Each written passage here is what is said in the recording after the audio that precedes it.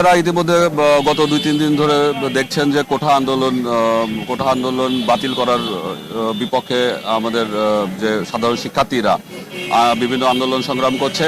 সেই আন্দোলন সংগ্রামে আমার মনে করে যৌক্তিকতা আছে, কিন্তু এখানে যে পরিবেশটা নষ্ট করা হচ্ছে সেই পরিবেশটা আসলে নষ্ট না করার আহ্বান থাকবে। যেমন আপনারা দেখেন যে যারা আন্দোলন করছে তাদেরই কিন্তু বিভিন্ন আত্মীয় স্বজন, আপনার আত্মীয় স্বজন কিন্তু অসুস্থ হচ্ছে, অ্যাম্বুলেন্সের সুবিধা গ্রহণ করছে।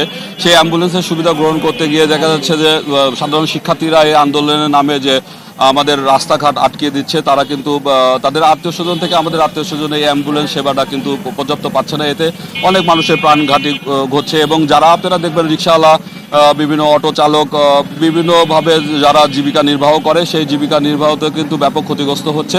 তো আমরা বাংলাদেশ ছাত্রলীগ পাবনা জেলা শাখার পক্ষ থেকে সকল শিক্ষার্থীদেরকে বলবো যে তারা যেন শান্তিপূর্ণভাবে আন্দোলন করে। জনদুর্ভোগ তৈরি হোক বা সাধারণ মানুষের অসুবিধা হোক, এই প্রত্যেকটা ব্যাপারগুলো থেকে সবসময় মানুষকে কিভাবে এখান থেকে বের করা যায় বা মানুষকে কিভাবে সহজ জীবনযাপন করা যায় সেই ব্যাপারগুলো খেয়াল করেছে। তো এই বিগত দিনে যে ধারাটা আমরা অব্যাহত রাখছি সেই ধারাটা এবারও অব্যাহত থাকবে। ইভেন এই আন্দোলনকে যদি কেউ অপব্যবহার করে আন্দোলনটা অন্যদিকে রূপ নিতে চায় সে ব্যাপারে আমরা অবশ্যই জেলা ছাত্রলীগ অ্যাকশন নিব এবং সেটা যাতে কোনোভাবেই অন্যদিকে ডাইভার্ট না হতে পারে সে ব্যাপারে আমরা অবশ্যই পদক্ষেপ নিব। আর সাধারণ শিক্ষার্থীদের সাথেও আমরা বসে তাদের যে যৌক্তিক দাবি দেওয়া সেই ব্যাপারে আমরা কাজ করবো অবশ্যই ইনশাআল্লাহ।